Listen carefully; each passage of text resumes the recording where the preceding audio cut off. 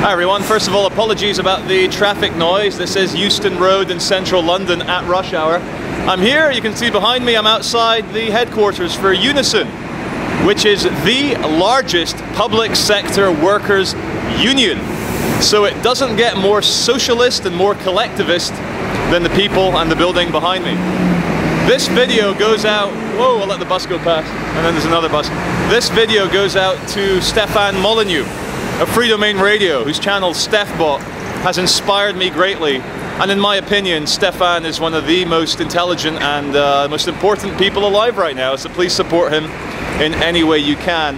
And the lucidity of his videos and the eloquence and truth of his books are what have really inspired me to come out here and do my little talk on anarchy and the public sector unions. You can download and listen to Stefan Molyneux's books, Everyday Anarchy, Practical Anarchy, How Not to Achieve Freedom. Very, very fantastic books, and he gives them all for free, so do me a favor and educate yourself.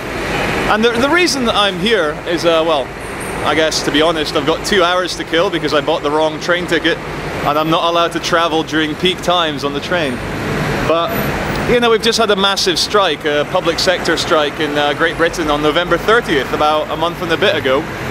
And there's a lot of signs out here, and in there's a massive screen.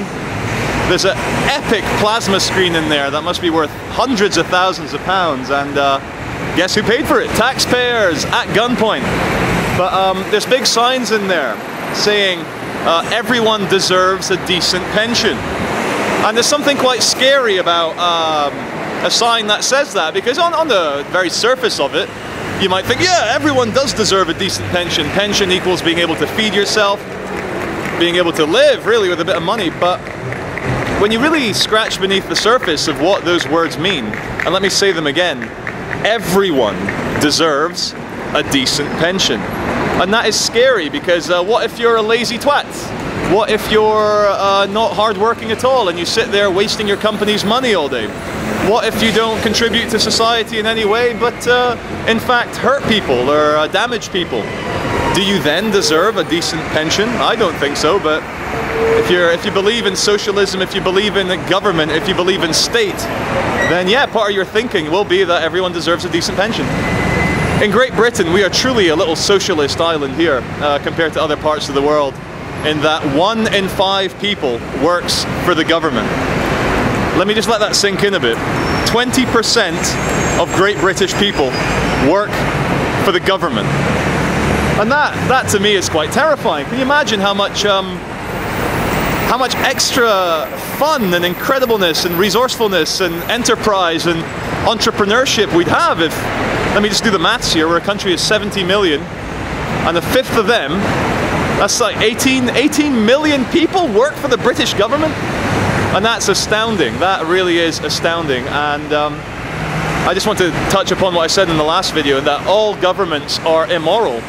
Every single government, as Bill Hicks said, are liars and murderers. And the very simple proof of this is a principle which rings a bell in my belly. It's called the non-aggression principle. And it's been put forward by many people, Stefan Molyneux included. But I think one of the earliest, most eloquent examples you'll find on YouTube, because TV and internet's not been around for that long, is Ayn Rand talking about how violence is the initiation of force.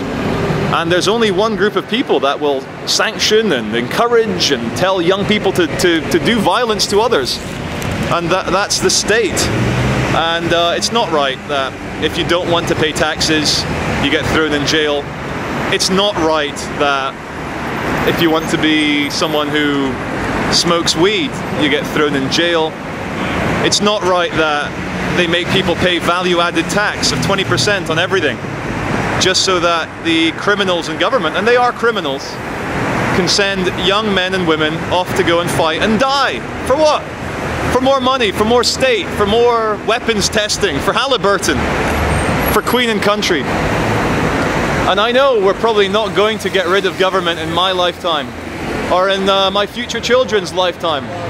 But if we can have a multi-generational program called freedom, called liberty, we can start to plan ahead, we can start planting the seeds in the young now, that maybe the free market is something worth believing in. And please do listen to Stefan Molyneux's audiobooks, or read them, or buy them, or whatever, you know, because he explains this a lot better than I do. So here I am directly outside. I've got my banner here that everyone deserves a decent pension. And I just want to talk very briefly about the banking bailout and what it actually meant for freedom, for socialism, for big government, for enslavement. Put that back there. When in a capitalist and free market economy, a business does really badly and like really fucks up the books, borrows bad money, has, you know, creditors and debtors everywhere, and they can't balance the books. It makes perfect sense that in a free economy, that you're a capitalist, Mr. Joe, Mrs. Jane, if you don't do well, you go out of business. You actually go out of business, and that's how Darwinian evolution works, and that's how, in a capitalist free market, business works as well. But during the banking bailouts, because people in government are easily corruptible, because the whole concept of government is one giant corruption of freedom, what they suddenly realized that if banks like the Royal Bank of Scotland, the Bank of America, Merrill Lynch, JP Morgan, let's see other ones, Barclays, HSBC, if these mega global banks went bust, which they should have gone bust, like Lehman Brothers went bust, suddenly you'd have had millions of people around the world without a mortgage debt to pay, without a credit card debt to pay, suddenly finding themselves free, actually owning the houses that they mortgaged their balls to the hilt to afford.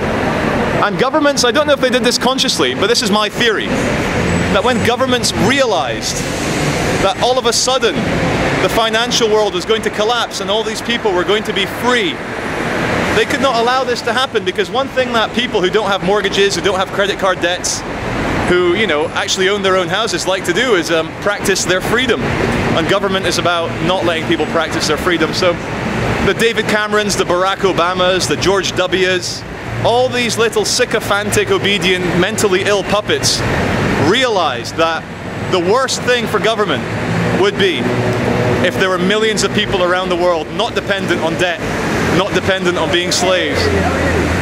So they made a very calculating choice. They decided to steal all the money from the public, a multi-generational theft, because your children, your children's children will be paying this debt back.